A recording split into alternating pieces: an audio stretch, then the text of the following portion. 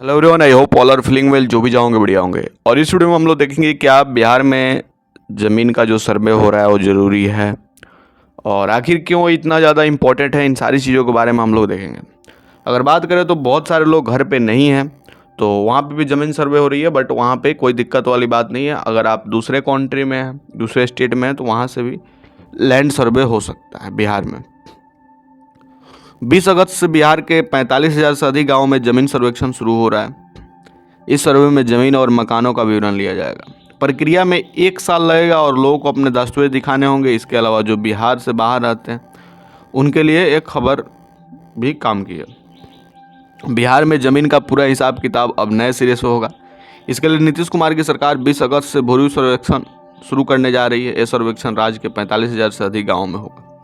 इस सर्वेक्षण में जमीन पर बने मकानों और दूसरी चीज़ों की भी जानकारी देनी होगी। सरकार ने इसके लिए पूरी तैयारी कर ली है। बताया जा रहा है कि सरकार ने 177 तरह की चीज़ों की लिस्ट बनाई है जिसमें ज़मीन की पूरी जानकारी मिलेगी। इस सर्वेक्षण से पता चलेगा कि ज़मीन सरकारी है या प्राइवेट, खेती योग्य है या बंजर। राजस्व एवं भूमि सुधार विभाग के सचिव जय सिंह ने इसके बारे में पूरी जानकारी दी है। राजस्व एवं भूमि सुधार विभाग के सचिव जय सिंह ने बताया कि सरकार ज़मीन के पुराने रिकॉर्ड को अपडेट करना चाहती है। बिहार में आखिरी बार जो ज़मीन का सर्वेक्षण रीजनल सर्वे हुआ था उसे लगभग 50 साल से ज़्यादा हो गया है। वह सर्वेक्षण भी सभी जिलों में पूरा नहीं हो पाया था। उससे पहले बिहार के सभी जिलों का सर्वेक्षण था, वो लगभग 100 साल पहले हुआ था। पिछले सर्वेक्षण के बाद से अब तक बहुत सारी ज़मीनों का मालिकाना हक बदल गया है। इस सर्वेक्षण का मकसद ज़मीन के पुराने नक्शे और खतियान को अपडेट करना है। जय सिंह ने बताया कि बिहार में ज़मीन विवाद का एक बड़ा कारण ज़मीन के पुराने रिकॉर्ड हैं। इस सर्वेक्षण ने इस समस्या का समाधान निकालने की उम्मीद है। यह सर्वेक्षण बिहार के सभी गांवों में होगा, लेकिन शहरों में नहीं होगा। सर्वेक्षण में भाग लेना सभी के लिए अनिवार्य है, चाहे वो जमीन पर रहते हो या नहीं। उन्होंने बताया कि यह सर्वेक्षण लगभग 1 साल तक चलेगा। सर्वेक्षण की प्रक्रिया की शुरुआत में सरकार एक अधिसूचना जारी करेगी। इसके बाद जिले के बंदोबस्त पदाधिकारी द्वारा हर गाँव में इसकी घोषणा की जाएगी। इस घोषणा के माध्यम से लोगों को यह बताया जाएगा कि उनके गांव में ज़मीन का सर्वेक्षण शुरू होने वाला है। इसके बाद सर्वेक्षण कर्मियों को लोगों की ज़मीन की मापी करने का अधिकार होगा। क्या सर्वेक्षण पदाधिकारी जमीन के कागजात मांगेंगे? इस पर सवाल जय सिंह ने कहा कि बिल्कुल मांगेंगे। आपसे यह जानना चाहेंगे कि आपके पास उस जमीन का मालिकाना हक कैसे आया। आपसे यह साबित करने के लिए कागजात दिखाने के लिए कहा जाएगा। हो सकता है आपकी ज़मीन खतियानी हो, आपने ज़मीन खरीदी हो, ज़मीन बंटवारे में मिली हो या फिर अदालत के आदेश से मिली हो। आपको सर्वेक्षण टीम से इससे जुड़े दस्तावेज दिखाने होंगे। क्या सरकार सर्वेक्षण के दौरान अवैध कब्जे वाली ज़मीन को वापस ले लेगी?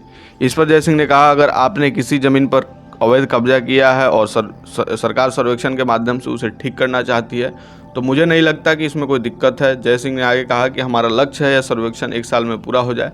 इस प्रक्रिया में समय लगता है। उन्होंने बताया कि इसमें लोगों को 3 बार अपनी बात रखने का मौका दिया जाएगा। सरकार का मकसद जल्दबाजी में सर्वेक्षण करना नहीं है। लोगों को अपनी ज़मीन के कागजात दिखाने का पूरा मौका दिया जाएगा। अगर शुरुआत में कोई गलती होती है तो आप 3 बार अपील कर सकते हैं। अगर आप सर्वेक्षण टीम के फैसले से संतुष्ट नहीं है तो आपको 3 बार अपील करने का अधिकार है। अगर उसके बाद भी आपको लगता है कि सर्वेक्षण में गड़बड़ी हुई है तो आप सिविल कोर्ट या हाई कोर्ट भी जा सकते हैं। जो लोग बिहार से बाहर रहते हैं उन्हें उसके लिए है। जिसके नाम पर ज़मीन होगी वह उसी की रहेगी। आपको बस इतना बताना है कि आपकी ज़मीन कौन सी है और उसकी सीमाएँ क्या है।